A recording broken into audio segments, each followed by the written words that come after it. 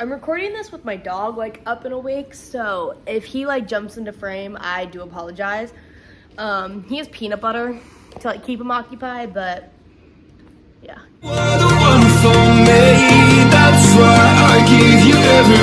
Hi everybody, welcome back to a new episode of Book It. Like I said, I'm on a roll today with filming. I'm actually really tired. I already edited 2 videos. This is my last one I'm filming of the day because I have 4 more tomorrow, but I really need to read because who would have thought having a book review channel you'd have to read more. It's fine.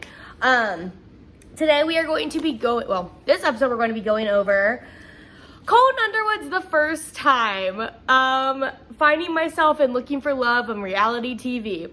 So this is going to be a very niche category of people.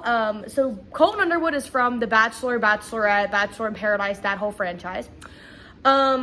So I started watching The Bachelor on his season just because it was like, according to Chris Harrison, the most dramatic season yet, which is literally every season, so yeah. So I started watching it then. I didn't, I watched it a few seasons after that. I watched all the way to Pilot Pete's season, and then I was like, done. I did not watch Bachelor in Paradise until the season after Pilot Pete's. But he was on The Bachelorette as a contestant for Becca's Love. He didn't win that. He went to Bachelor in Paradise, did not find anybody, so they made him The Bachelor. The big thing about Colton was he was a virgin when he was like on the show, and everyone was like, oh my god. He was an NFL player from 2014 to 2016, and then he was injured and took time off, and that's when he went on The Bachelorette, and then finally The Bachelor and Bachelor in Paradise. Sorry, I'm looking at the peanut butter, making sure the peanut butter is all good. So I did find the autobiography, Colton Underwood, The First Time. I found it at the in the dollar section at Goodwill, so I had to buy it and had to read it. It was a very quick, easy read. It started off, like most autobiographies, walked through like his childhood, his parents, cool. And then it went on to just talk about his career in football, because he obviously played for, I think, the Raiders in 2014 to 2016. He might have been on a different team, don't hold me to that. And then after that, he was casted in Becca's season of The Bachelorette, went on to be casted in Bachelor in Paradise, and then asked if he wanted to be The Bachelor, which was exciting, mostly because he was a virgin, and that was like a big thing. So he talks, so as a normal person would, what? Oh, okay. I've said, so as a normal person would be like, cool, bro, you're a virgin. In Hollywood, that's like a big deal. So they were like, oh my god, this will make great TV. He discusses the show in each episode and like who went home for what reasons, stuff like that. The entire time he talks about Cassie and how much he enjoys being around her. Now, he does say that he wanted to give Cassie the first impression rose, and he wanted to take her first one-on-one. He was not allowed to. They opted to give it to other people. He gets to the final 3 with Cassie, Hannah G, and Tayshia. When his date with Cassie doesn't go as expected, and her father shows up and causes her to leave. So he does meet all 3 of their parents, asks for, can I marry your daughter? Cassie's parents do not give the, go ahead. They don't think it's a good idea. He says her father says he doesn't think it's what's best for him. And so they find that it's going to be very, sorry, peanut butter jar. They find that it's going to be very difficult to continue a relationship. So Colton learns that she's leaving the show, which is super sad and dramatic.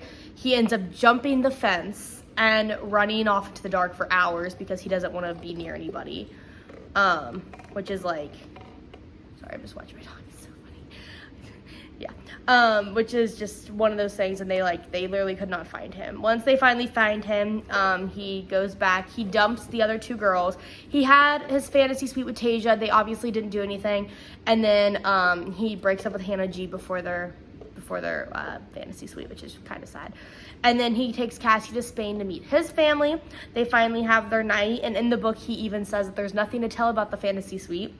And he talks about how he found Cassie and overall how happy they are, and there's he has photos in here. I haven't opened to a certain page because that's the quote I wanted to read, but he has photos in here of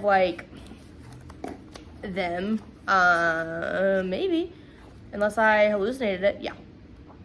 He has photos of him and Cassie, him on the Ellen show, like photos just from The Bachelor. He talks about a couple of the other girls. So if you ever watch the season, you will know like the names. Like he talks about Hannah and Caitlin and Demigod. We all know Demigod. If you know anything about The Bachelor, like anything at all, you probably know who Demi is. She is short, blonde, wild, has been on literally everything in The Bachelor. She has never been the Bachelorette though. She's been on Bachelor in Paradise like twice though. So yeah. So this was a good book. I gave it a 4 out of 5. And you might be wondering, wow, Savannah, you just talked all positively about it. Why do you not like it? Well, the book ended before I thought it would. So it talked about, his first time and everything like that. So I'm like moving it because he keeps like literally rolling it over to my tripod. It doesn't go into the aftermath. So the aftermath of, going on The Bachelor and everything was COVID happened. And they all got locked in their homes or whatever. And while he was locked in with COVID, him and Cassie did break up. It was very sad because as somebody that watched the show, I really did I liked them as a couple. I thought they were a great couple. Broke up with Cassie, and then he came out as gay. Now that's something you put in your book. He currently has a partner, and they're very happy on social media, it looks like. I don't remember the partner's name. But that is like, when I think autobiography, I'm like, man, if he would have just waited like a year and a half to write this, it all would have been so different than like what it is now. But it's fine. My favorite quote from the book, is he's talking about, he had his final the final girls. So he took Hannah G, Kirpa, Cassie, and Heather on a tour of the Rockies. And Cassie broke down in tears the first time she cried, said that people were twisting her words because there was a rumor that Cassie was talking about being the Bachelorette. It obviously didn't happen. People were just trying to get her kicked off the show because a lot of the girls knew she was going to win. And he says he hugged her tight and told her it was okay.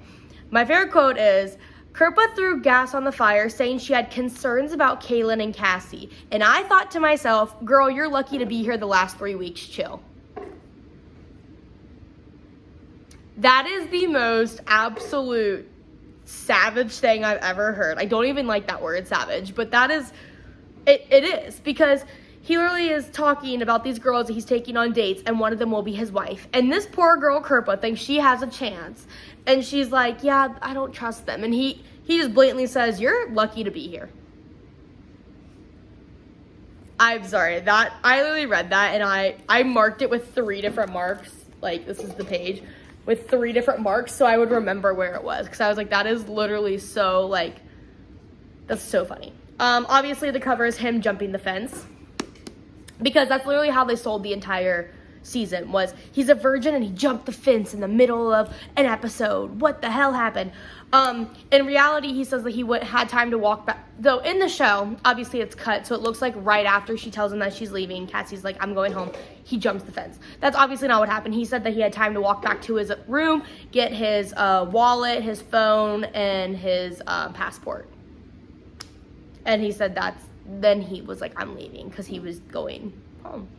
Which I think it's actually really cute. I understand, obviously now, the whole story is, it's obviously dramatized for TV. But it is still really cute. He jumped a fence for her, kinda. And that's what he was known as. He was known in the Bachelor, world as the guy who jumped the fence, and is a big deal.